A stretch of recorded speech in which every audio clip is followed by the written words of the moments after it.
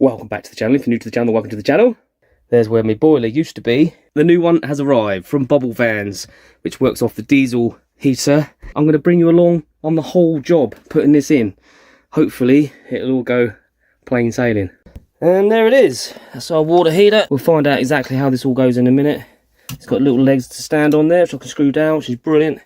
It weighs next to nothing. It's really light. But that's just going to go in there under the seat, down in there. So I'm probably going to have to take these out, but it should fit in there quite well, he says. You basically get everything you need. So we're going to work through it bit by bit. I'll have a look at the instructions.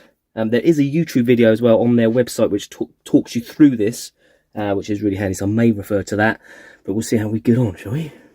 So I went for this one, which is the Bobil Vans Air Hybrid Water Heater and Calorifier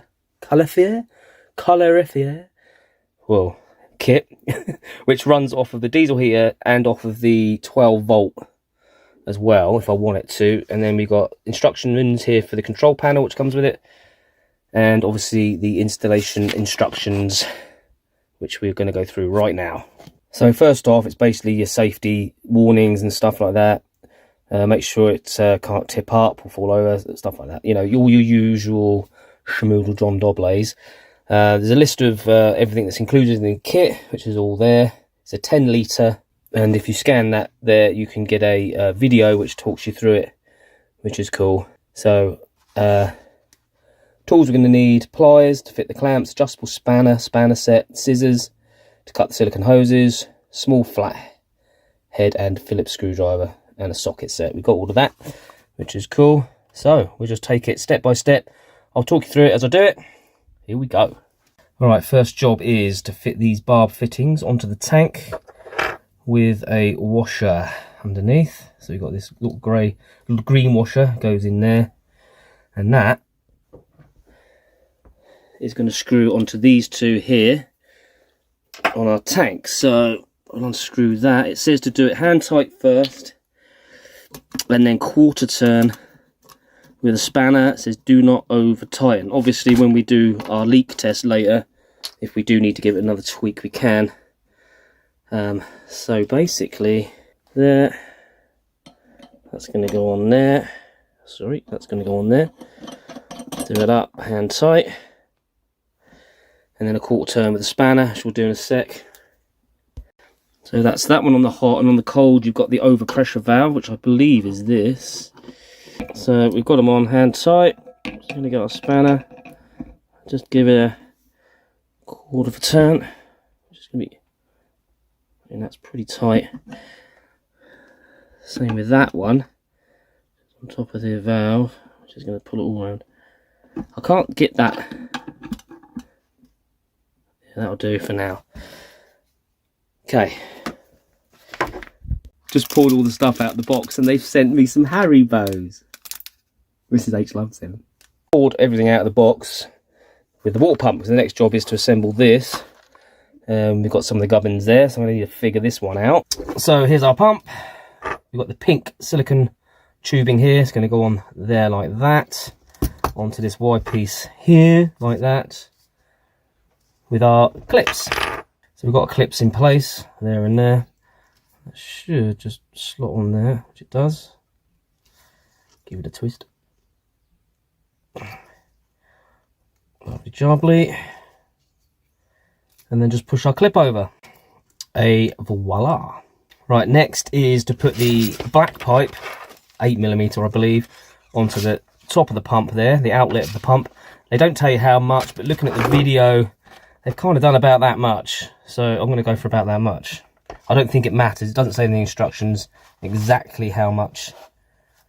So about that, I think. There we go. On top of that is the one-way valve. There's a tiny little arrow which shows you the direction of the water. It's really hard to see. Really hard to see. But if you're having trouble, the fat bit's on the top, thin bit at the bottom. So I'm now onto the heat exchanger. And this is different to the one in the video. So the video is useless at this point. By the video, I mean the instructional video that they supply, Bobil Vans. So I'm just going to use the manual the old-fashioned way.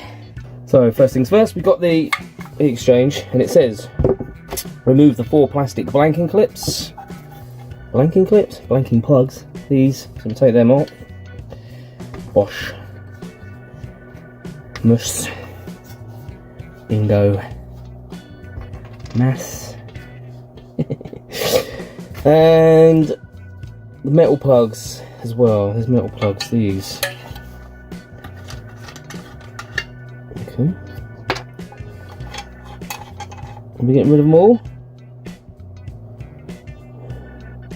No, as shown. Hang on. It's not all of them. It's not very clear. I don't know what the top and bottom is this. That's the top. Oh, yeah, it is all of them. We'll take them all out. We can always put them back in if we have to put them back in. Right. And do all that. Alright. So we've got a few of these bits. And a few of these bits with the barbedy bit on it. They're going to screw into these bits. Like so. There's 4 of them. So they look like that. And then we've got the top bit. This is the top. This is the bottom. Together. And then we have one of these in here, like so. And it says, do not over tighten. Just hand tighten them. So give it a good hand tight. That's it. And then that one faces that way. That one goes in there. Like so. Rink. Rinkety pink. And then they sort of face each other like that. And then we've got a straight one here and a straight one here, and then a blanking plate there and a blanking plate there. So straight one here, which is probably done up with a spanner, but we'll do all hand tight for the minute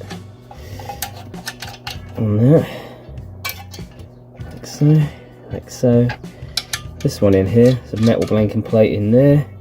They've got like a little screwdriver bit on the end, so you can tighten them up with a screwdriver if you need to, like so.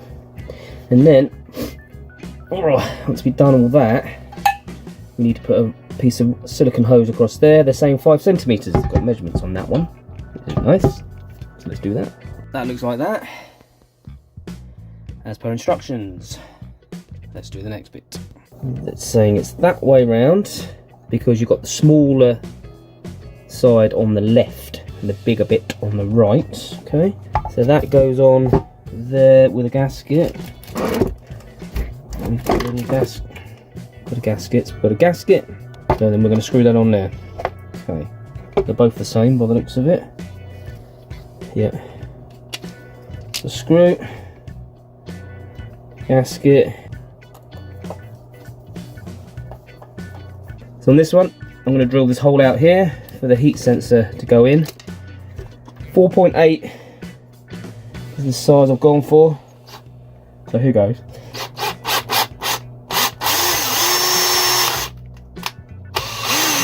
Okay, cool. Where's the heat sensor? Heat sensor, where are you gone? So that should go in there. It's very tight. I might drill that out to a 5. I'll drill that out to a 5. There we go, that's better. So that fits in there. So I take it that just goes all the way in. And that's going to measure the heat coming through, I suppose. It's a heat sensor, isn't it? Yeah. Now I'm going to make an inlet isolation hose using one of these. And 2 5cm bits of silicone pipe and a one-way valve. And some clips. Trying to find the arrow on there is incredibly hard. It's that way. So it's going to go that way. So the big bit again is the direction of the water. So that bit of pipe, that bit of pipe, that. Bingo mass. Right, next we got this thing, which is the diverter. So it's got this like little paddle in here. It runs off a motor, which is really cool. I think the older ones were manual, and you can hear it turning. So you can divert the heat to do the water, heat the van, or do both. You know, like that. So they just go together basically. They clip together apparently. Do they? Not very easy. Yeah, we'll make sure you get that spine in there. There we go. There we go. Yeah. Nice. Alright. Bingo mass. Alright, so now we're into the part where we're going to get all this in, and I'm very confused. The video's not that good, and the instructions are equally as bad, if not worse, but I'm assuming this is for the inlet for the cold water, and obviously on the end of my pipes I've got these, which are these push fit things, which I put on there to stop it leaking, if you remember, if you've watched past videos.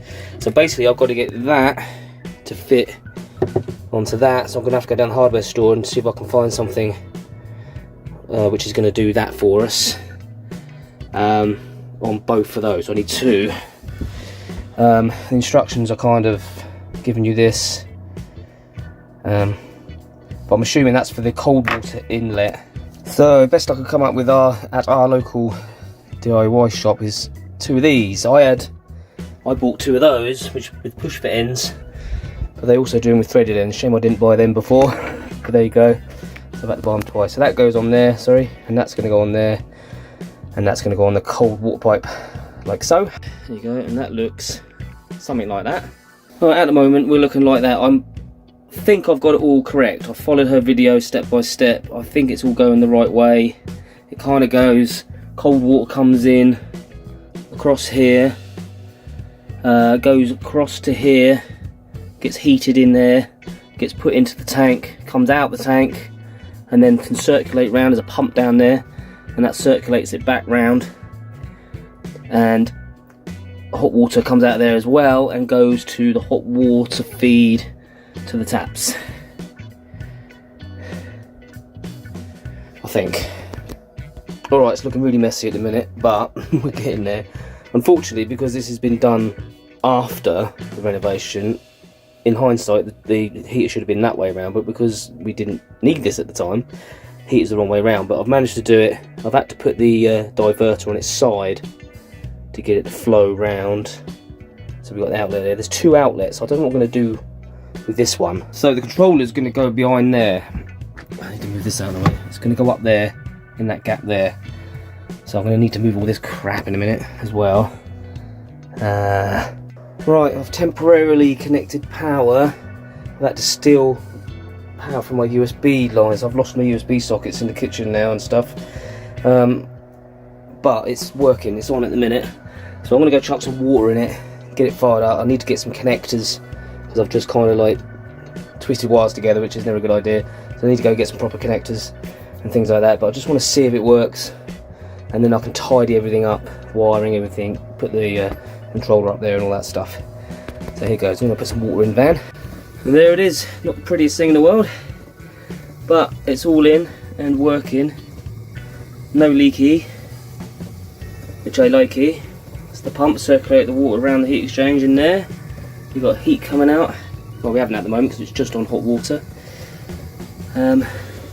This in here, I'm going to box this in, and so there's got a floor over it, like a fake floor over it, because I don't like all that being exposed like that. All those wires. It looks like the wires underneath my engine. Anyway, so yeah, controller's up there. It says the water's up to 41 degrees. Woo! Not the easiest day, to be honest. The instructions aren't the best, not the worst. Some of them Chinese, better than some of them Chinese ones, put it that way. But I had to kind of figure things out for myself, especially with the electrics. They don't tell you how to do that. Really, you just get a diagram. You're kind of like, well, where does that go? What does that do? I don't know. But anyway, so I've managed to steal 12 volt off the old controller and tapped into my USB circuit for the other part of it, because you need two supplies for some reason. But yeah, all cool, working. And weirdly, just found this plastic tube. Don't know what it's for. Doesn't say anything about it in the instructions whatsoever. And this was in the kit. This wire. Don't know what that's for. Doesn't say anything about it either. Okay, so it's me from the future again. It's been a couple of days since we've put the boiler in. It was all working fine, but today, for some reason, the controller is not talking to the flap. So if that's not working at all, you can do it manually, but it means you have to go under the seat and do it manually to divert it to just water or heat in the van or whatever. So I have emailed Bobil Vans, and they've asked me to test whether there's 5 volt, sorry, getting to the servo. I think it's the servo. Yeah, he called it the servo, which it is. So I don't know whether that's broken, the motor's broken on that or what, I don't know. But I've emailed them back and said, yeah, there's definitely power getting to it, but it's just not. It's not doing anything, so that's rather irritating, but it all works. We do get heat in the van at the same time as heat and water, or we can turn it to just hot water and stuff like that. I did try the 12 volt element. I do have a 12 volt element with it. It didn't seem to do anything, but it kept telling me I had low voltage on my battery, which I don't. So maybe that doesn't work either, but I'll leave this video here. It does work off the diesel heater. Nice hot water. It's up to 72 degrees at the moment, so I'm going to go get a shower. So don't forget to like, comment and subscribe. God bless you. See you later.